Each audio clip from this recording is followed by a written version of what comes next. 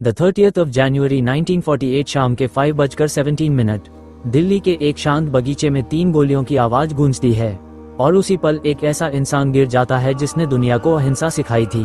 लेकिन सवाल आज भी जिंदा है, आखिर कौन था वो शख्स जिसने महात्मा गांधी को गोली मारी और क्यों? भारत साल 1947। देश आज़ाद हो चुका था लेकिन सुकून अब भी नहीं आया था।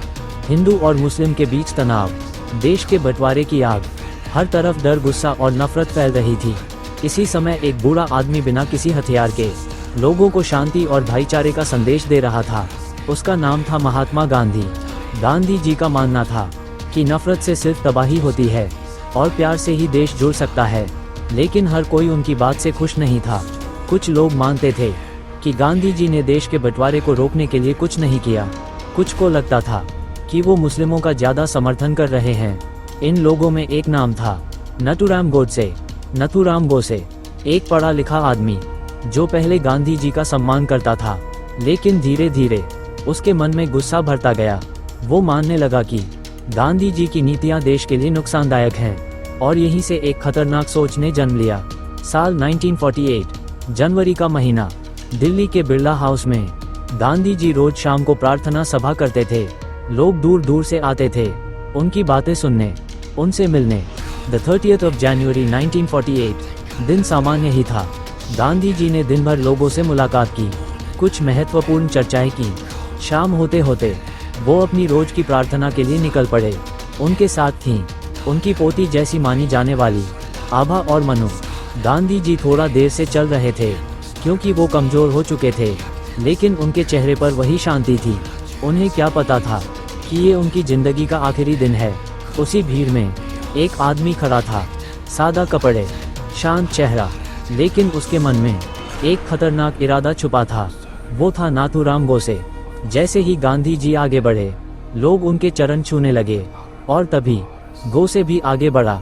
उसने हाथ जोड़कर नमस्ते किया।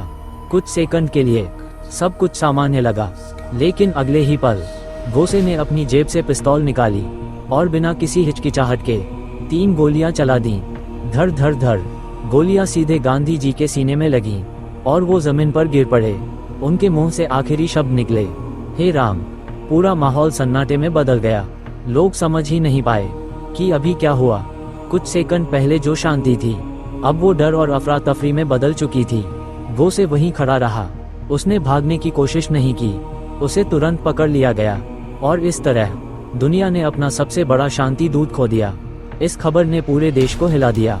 लोग रोने लगे, सड़कों पर भीड़ उमड़ पड़ी। हर किसी के मन में एक ही सवाल था, क्यों गोडसे को गिरफ्तार किया गया? जांच शुरू हुई। पूछताछ में उसने बताया कि उसने ये काम अकेले नहीं सोचा था। उसके साथ कुछ और लोग भी थे, जैसे नारायण आप्टे और कुछ अन्य सहयोगी। उन्होंने मिलकर ये साजिश रची थी। उनका मानना था कि गांधी जी देश को गलत दिशा में ले जा रहे हैं। कोर्ट में केस चला। पूरे देश की नज़र इस केस पर थी। गोडसे ने अदालत में अपने विचार रखे। उसने कहा कि उसने जो किया वो उसके हिसाब से सही था, लेकिन कानून के लिए ये एक जघन्य अपराध था। आखिरकार साल 1949 में कोर्ट ने फैसला सुनाया।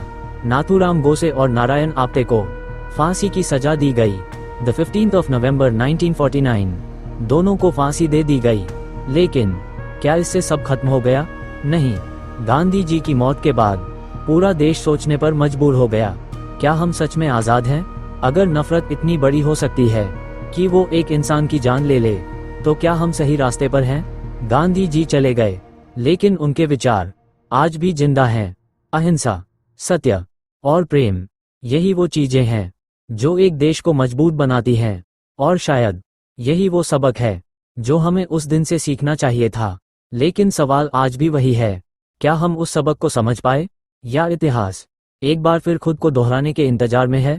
दोस्तों, अगर आप सबको वीडियो अच्छा लगा हो तो आप सब मेरे चैनल को लाइक, सब्सक्राइब और शेयर जरूर करें।